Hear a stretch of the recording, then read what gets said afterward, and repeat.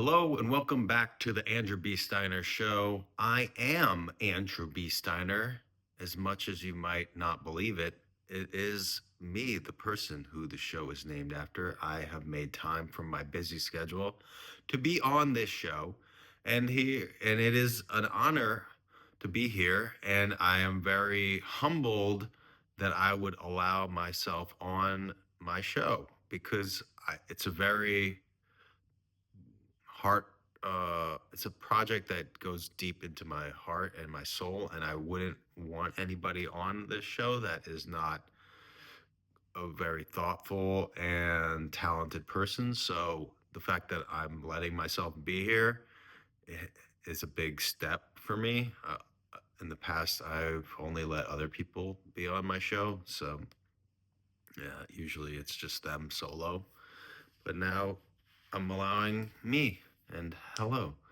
And it's been a rough week, if I'm being completely honest. You know, grad school is getting harder. I've got two papers due tomorrow and some other assignments. And my mom, oh, we had to bring her to the emergency room. Just what was it, Thursday night, middle of the night, and so it's hard to get. In fact, I should be writing my papers right now, but the Andrew B. Steiner show is a priority for me. So I am doing this first, and then I'll do my paper. Okay, it's not procrastination. It is just what's the word? It is a hierarchy of needs, like Maslow. First you have your food, then you have shelter, then you have love, uh, then you have self individuation and authentic expression of self, and then at the very base, before food and everything else, you have podcasts. So I'm just trying to fill my first need before I get to grad school, which is somewhere uh, between self-expression and realization of the Godhead and enlightenment. So there we are. So I'd like to get started with a poem, not a poem, a folk story from the Yemeni Jewish tradition, which a lot of people don't know. There were Jews in Yemen for thousands of years, and they were beaten, they were harassed, there were all sorts of inhumane things done to them. They were eventually expelled. There were like laws like Jews, Yemeni Yemenis can't adopt Jewish babies. There were like a lot of weird laws against Jews in Yemen, and there are no more anymore because uh, hate, hate in the hearts um, of people. So this story goes back to the year 1733, and it's called "If You Can't See the Light, Dig Deeper." Once upon a time, there was a baby named Halicha, and he was abandoned by his parents because he was crying all the time. And the parents lived in a neighborhood where if you were noisy, you would immediately be sliced into thin slices and fed to the chickens.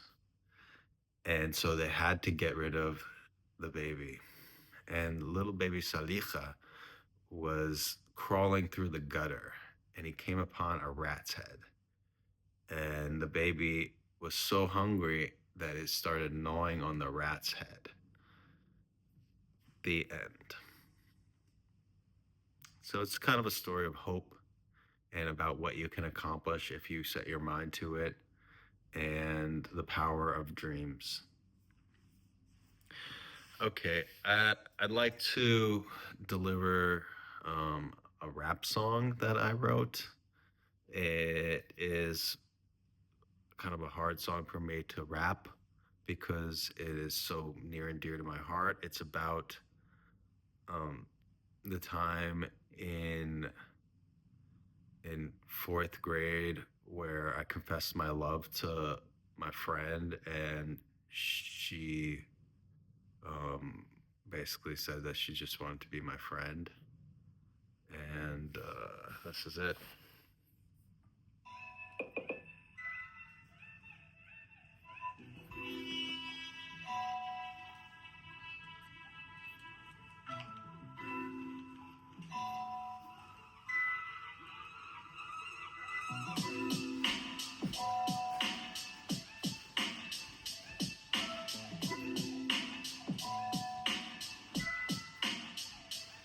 Yo, Leilana, I really like you. Do you think you could have feelings for me also? I don't think you can. By the look on your face and by the coolness of your tan. I'm a real stan of you. You could say I'm a big freaking fan of you. I wanna be the man of you. I wanna get you down to the Bama brew.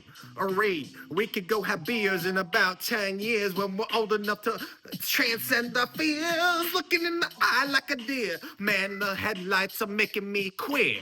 Chook, chook, chuckly buckly, man got a dan and they go like duckly. Broccoli in the microwave, got the cheddar cheese on top to make it flavor. Save it for later. If you're not hungry now, I'll feed it to a gator. Man, you're a maitre d'. Now at a restaurant down in D.C. We lost touch about 4 years ago. I couldn't see you on the Facebook feed no more. I wanna see your life and wonder how you're doing regularly. Leilana, you're hot like sauna. Make me sweat and make me want to vomit. It's all over my tits. I don't have boobs, but I have little bits. Yes, I like to do skits on stage. It's all the rage on the YouTube page. Man, if you want to go down to The Hague, we can talk about human rights. I like the way you wear those tights. All the hot and sweet summery nights. Get into fights down by the docks. Take you for a bagel and cream cheese and lox. Wear smocks so we don't go getting on our clothes. You know we have those. Yeah, me and my bros, we talk about fourth grade all the time. We say, wow, that's when we were sublime, innocence coming off our little brains, making us feel like we were a little strange. But it was just puberty, getting ready to jump off of our big fat bubbles, big fat nubbles, scrubbles, make you into troubles, pick your lock of the heart, the soul, to make it come out of your mind. Dianetric, metricon, maquila, copacandi, calicando, crococandi. So, do what you better like Gandhi. Yes, you gotta be like Gandhi. You said peacefulness is important.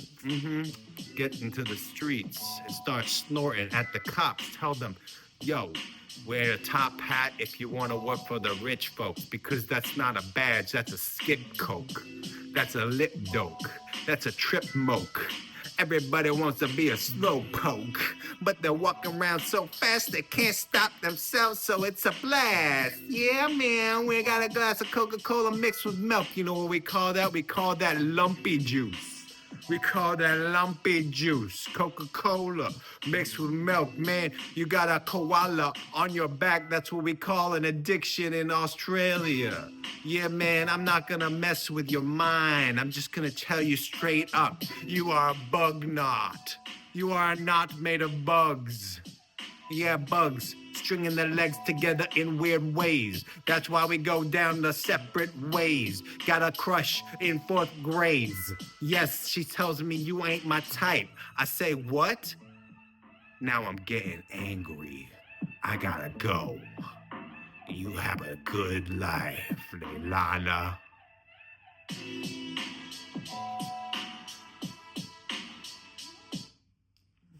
Yeah, that's the rap I wrote. I hope you got something good out of that. No, but for real, man. But for real. No, I did have lots of crushes growing up all the time, having lots of crushes, and none of them were really requited. That didn't do great for my self-esteem. But, that's life. And you get over it eventually if you don't do something drastic. That's why, if you ever have thoughts of self-harm, call the suicide hotline. I don't know the number, but if you say, hey Siri, look up the hotline, It'll probably look up Drake's Hotline Bling. So just say, be more specific. Okay. And I'd like to end the podcast with a guided meditation that will help you be more uh, excited to cook things, because eating good food is a big part of mental health. It's a big part of spirituality. And but it's not going to happen unless you're either very wealthy and you can afford to buy buy food, really nice food, or hire a chef, or you're lucky to be married to someone who's a great chef and they don't mind cooking all of the time and you do none of it. You do none of it. That's so disgusting. You got to do some of it, unless, of course, you do bring a lot of other things to the table. Then you don't have to do any of it, which is good. Okay. But sometimes it's nice to do it anyway. So this is a meditation to help get you inspired to cook wonderful things. Close your eyes. Sit somewhere comfortable, but make sure your posture is good. And allow yourself to picture a pan on a stove. And the pan is just heating up. There's nothing in the pan yet. It's just getting warmer and warmer. And you take a stick of butter. You slice off a knob. You throw it into the pan. The butter starts to melt slowly and slowly. And you take some corn on the cob, and you slice the little niblets off of the corn into a bowl. You put the bowl of corn into the pan. It starts to sizzle. The smell is yummy, like summer, like grass, like starch, like sweetness. The sweetness of a mother and her newborn child. That is what you smell in the corn, and you're making this smell happen. It's you who is doing this beautiful thing. And you take the corn, it's got a golden brown sheen to it. It's warm. You turn off the heat. You grab the cast iron skillet with a piece of an old magazine so you don't burn your hand. The magazine is called Wild Child Magazine. And you pour the corn into a giant bowl. And you take a spoon, a tiny caviar spoon made of mother of pearl clam shell. It's beautiful and iridescent. And there's a giant porcelain bowl about the size of your head, maybe twice as big as your head, 2.5 times the size of your head. And use 3.6 times the size of your head. And you peer into the bowl and the pile of beautiful hot corn at the bottom, in the center of the bottom of the bowl. You plunge your mother of pearl spoon into the corn, and you take some niblets on the spoon, shove them into your dumb mouth, and you chew until you die. You accidentally chew the spoon and you eat it, and then you die. And then you come back to life in a new life. And in this life, you love to cook. And you would never eat your spoon. Okay, you can open your eyes. And that is the guided meditation, and that's the whole podcast. You've listened. You did it. You've accomplished something today. I haven't. I'm supposed to be writing my papers, but you, by listening to this podcast, you've accomplished a lot more than I have, and I'm jealous of you, and I'd like to know why you taunt me so. Why do you think it's funny to put your achievements in front of my face when I can't achieve anything, and laugh at me and be so cruel? Why do you think that's okay to do? I'm a fellow human being. I'm just as important as you are. Okay? Even if I haven't achieved anything. I take it back. I've achieved a lot.